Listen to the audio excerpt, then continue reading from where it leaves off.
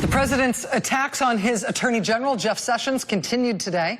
It's starting to feel like Jeff Sessions' resignation as AG may soon be forced by the president. The president appears reluctant to just fire him for some reason. We'll have more on the implications of that in just a second. Meanwhile, the president's son-in-law / senior advisor, Jared Kushner, sat down with the House Intelligence Committee today under oath, which means technically we can say he testified today, but because it was behind closed doors, we still don't know what was said.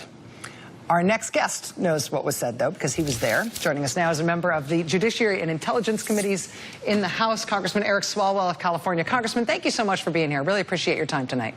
Thank you, Rachel, for having me back. Good evening. First, I have to ask your reaction to what's going on tonight on the other side of Capitol Hill. These votes to potentially repeal the Affordable Care Act. It looks like Republicans may have figured out a path to finally do this tonight. Well, Rachel, I am encouraged, though, that the American people are being heard. And the reason it only passed by one vote to even proceed is because the stories behind the Affordable Care Act are finally making their way to the surface. And whether it's people who are cancer patients and are fearful that their pre-existing condition will no longer be protected, or people who don't want to see their premiums go up, they're being heard, and I'm encouraged that it's not going to make it through. Congressman, I know that when your committee met with Jared Kushner today, it was behind closed doors for a reason, and I know you can't tell us what he said. But you have said, since he talked to your committee, that you still want him to testify in an open session, even though he's already talked to you behind closed doors. Explain why that's important to you. Rachel, I think it's very important that he raises his right hand in front of the American people and faces questions in public. You know, he doesn't have any classified information to share about his meetings with Russian individuals during the campaign. And also, what we can say, though, is, you know, he did issue a public statement about his interactions with the Russians. And I think the key question hangs on this. Jared Kushner said that he did not read the email chain that Don Jr. had where he discussed meeting with the Russians to take information about Hillary Clinton. The subject was Russia, Clinton, private and confidential. That didn't leap off the page enough for him to read it.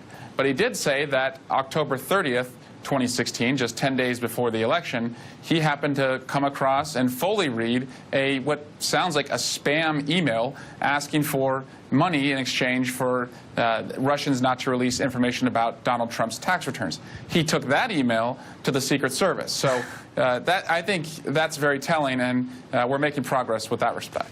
One of the things that has troubled me, and I find this is true whenever I sort of get away from the news for a second and I start thinking about it in a bigger picture way rather than following each little bit, is that I am troubled that there were both so many meetings between members of the Trump campaign and the Trump transition and Russian officials that they did not disclose at the time or for weeks or for months after, including Mr. Kushner, not until yesterday disclosing yet a further meeting that he had with a Russian official during the campaign. Do you have any clearer sense, this far into the investigation of your committee, why it is that so many of those meetings and contacts were not disclosed, even after the attention and the sort of investigatory heat got red hot on the Russia issue? Rachel, I believe it's as clear as Don Jr.'s emails, that they were willing to work with the Russians to have help in the campaign. And every time that they have denied meetings with the Russians, only once confirmed overwhelming evidence, either by the press or congressional investigations, have they been forced to acknowledge them. But what really worries me, Rachel, is where I think the president is taking this. He went from no Russians to no collusion to now that's politics, and essentially, so what? And that's why I think it's really now on Congress, especially in the Senate, if there is an Attorney General vacancy, to make sure that Congress acts as a co-equal branch of government and checks this president's abuses. Congressman Eric Swalwell of California from the House Intelligence and Judiciary Committees. Sir, thank you tonight. Really appreciate it. I know it's a busy time. My pleasure. Thanks. All right, we'll be right back. Stay with us.